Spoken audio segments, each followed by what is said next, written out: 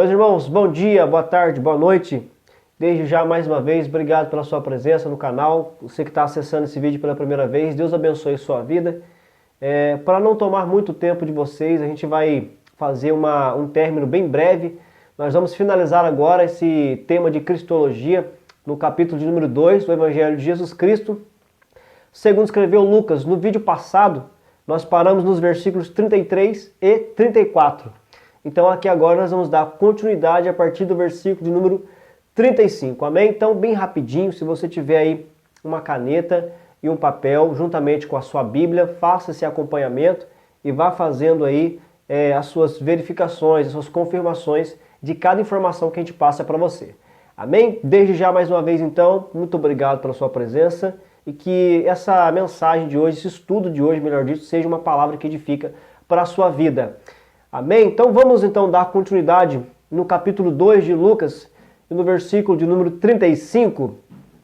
Muito bem, no versículo de número 35, você vai observar aí que vai ter uma ilustração, essa ilustração é citada por Lucas, né, no versículo 35 como uma espada, né? E essa ilustração, ela traz a menção para nós do sofrimento que Maria teria ao ver a rejeição que Jesus Cristo sofreria por intermédio do seu chamado, por causa do seu chamado, né? Ele, como o Messias, obviamente não foi aceitado pelo seu povo, a Bíblia nos garante, nos confirma isso, e ele foi rejeitado pelo seu povo. E Maria, vendo essa rejeição, né, aqui simbolizada nessa espada, se entristece muito, ela sofre ao ver a rejeição de Jesus Cristo. E não apenas Jesus Cristo, mas o grupo que ele criou, né, com os seus discípulos, tinha prioridades que, uma vez que seguiam o Mestre, também passariam por essa rejeição. Então essa ilustração no versículo 35 de uma espada nos vem falar sobre o sofrimento que Maria teria vendo seu filho sendo rejeitado pelos seus. A Bíblia diz que ele veio para os seus, mas os seus não o aceitaram, ou seja, o rejeitaram, não é? Uma outra coisa que nós temos que observar é essa expressão que você vai encontrar ainda no versículo 35, de manifestem os pensamentos. Isso é o reconhecimento de que Jesus é o meio pelo qual as pessoas se posicionam perante Deus, né? Ele é, enfim, o juiz que exporá os pensamentos do seu povo. Nós temos a referência, se você quiser confirmar que ele é o juiz que exporá os pensamentos do seu povo, você pode achar essa referência em Atos dos Apóstolos, capítulo de número 10, e versículos 42 e 43. Semelhantemente também em Atos dos Apóstolos, capítulo 17, versículos 30 e 31. Amém? Essa é a nossa breve resolução do versículo 35. Nos versículos 36 e 37, não vai ficar claro, né, sobre o que corresponde esses 84 anos, né, de Ana. Porém, o testemunho desta mulher devota vai complementar o testemunho de Simeão.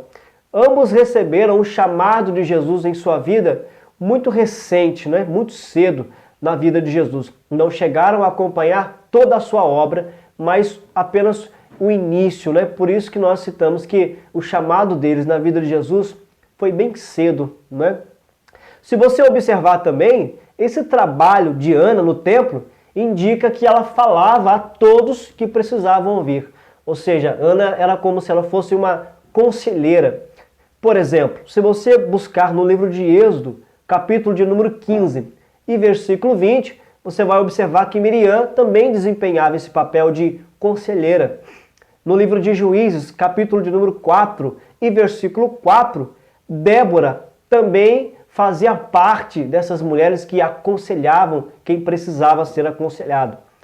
Também no livro de 2 Reis, capítulo de número 22 e versículo 14, você vai observar que Uda também desempenhava esse papel.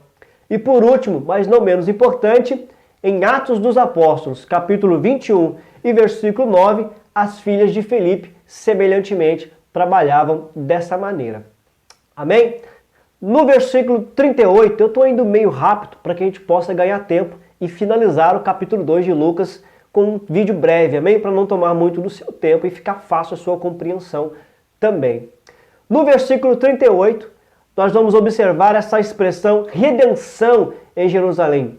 Ela é outra forma de falar da consolação que nós citamos no vídeo anterior, no capítulo 2 e versículo 25 de Lucas. Amém? A consolação, a promessa que Simeão esperava, aguardando no Senhor, porque o próprio Deus havia feito a ele, que ele não morreria enquanto não visse esse cumprimento dessa promessa, que vinda por intermédio de Jesus viria como a consolação da nação, do povo de Israel. No versículo 39, enfim, termina toda essa jornada e a família de Jesus, enfim, retorna para o lugar onde seria o seu lar, Nazaré, onde Jesus é conhecido como Jesus de Nazaré. No versículo 40, você vai observar que aqui Jesus, o nosso Senhor, já está crescendo. Aqui nós vemos que a infância de Jesus terminaria justamente aqui. A narrativa agora vai retornar com Jesus já com 12 anos de idade. Se você observar no versículo 41, nós vamos confirmar essa informação. Aqui nós vemos que também o crescimento de Jesus, ele não era apenas em uma natureza humana, não era uma criança apenas crescendo, mas também uma ferramenta poderosa de Deus em crescimento espiritual. Abrindo um parênteses aqui, isso é bem importante para a nossa vida também. Porque a gente muitas vezes quer crescer em uma forma de amadurecimento, estudando a palavra, fazendo uma faculdade teológica. Isso é ótimo, isso traz um certo amadurecimento, para o nosso homem exterior. Mas é importante também lembrar que a oração, o jejum e a santificação a Deus traz para você um crescimento espiritual. Então cresça em ambos, amadurecendo como homem, como ser humano, como servo de Deus e também espiritualmente. Amém? Fica a dica aí para você. No versículo 41, você vai observar que a peregrinação anual a Jerusalém, ela era costumeira, para muitos que viviam fora da cidade. A lei ordenava especificamente 3 peregrinações. Quais são elas? Primeira, a peregrinação da Páscoa, a segunda, de Pentecostes, e a terceira, que era a festa dos tabernáculos. Aonde eu encontro, Roger, essas referências?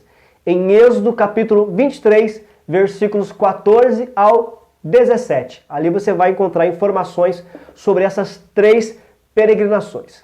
Amém? Porém, é importante saber também, para acrescentar, que no primeiro século, os homens faziam apenas uma peregrinação devido à distância que eles tinham que percorrer por causa da dispersão na Ásia Menor, para acrescentar aí, tá bom? No versículo 42, enfim, você vai observar, como falamos aqui um pouco atrás, Jesus já estava com 12 anos e aqui ele vai começar a ter um aprendizado intensivo a fim de prepará-lo para a chegada das responsabilidades dos 13 anos. Era quando o menino era aceito na comunidade religiosa como um homem encarregado de cumprir a lei. Nos versículos 43 ao 45, aqui nós vamos encontrar o que se trata de viagens que frequentemente as famílias realizavam juntas. Talvez, importante acrescentar, seja este o motivo pelo qual Maria e José não perceberam a ausência do mestre no meio deles. Porque essas viagens, se você observar no versículo 42, elas eram feitas por um grande número de familiares. Então, a primeiro momento, Maria e José, possivelmente, nós vamos confirmar no versículo 42, eles não notaram a falta de Jesus porque pensaram que ele poderia estar com os parentes mais próximos. E isso se confirma no versículo 42, onde eles vão procurar Jesus Cristo justamente com essas pessoas, com esses parentes mais próximos. Já no versículo 46 ao 48, eles vão encontrar Jesus no templo, conversando com quem? Com os doutores da lei, que eram os rabinos judaicos, os rabinos judeus, melhor dito, rabinos judeus. Se você observar, alguns têm o costume de dizer que Jesus estava pregando para os doutores da lei. Negativo, Jesus ele não estava pregando. A Bíblia vai nos revelar no versículo 47 que Jesus estava apenas envolvendo aqueles homens em uma discussão teológica. Isso está no versículo 47. Então, isso é importante nós observarmos para que a gente não venha falar alguma coisa que não esteja contida na palavra de Deus. Aqui Jesus não estava pregando, ele estava envolvendo os rabinos, os doutores da lei, em uma discussão teológica. É mais ou menos o que nós estamos fazendo aqui. Embora você não esteja aqui nesse ambiente onde eu estou, você aí onde está me assistindo está sendo envolvido por uma discussão, por um assunto teológico, a palavra do Senhor. No versículo 49, você vai observar que Jesus, apesar de ter 12 anos, sabia perfeitamente daquilo que Deus o havia encarregado. Ele sabia que deveria de cumprir tarefas. Nós vemos que a primeira indicação disso está em Lucas capítulo 2, versículo 49, quando o próprio Jesus vai dizer a Maria e a José: me convém tratar das coisas de meu Pai. Eu vou encerrar por aqui esse vídeo, porque para não tomar muito do seu tempo, mas nós vamos dar continuidade em um próximo vídeo. Amém? Então se lembre que nós paramos no versículo de número 49. E uma coisa que nós precisamos entender, eu quero abrir um parêntese, é que embora você tenha 1 ano, 2 anos, 3 anos, não importa quanto tempo você tem na presença do Senhor, é importante saber que você sempre terá responsabilidades.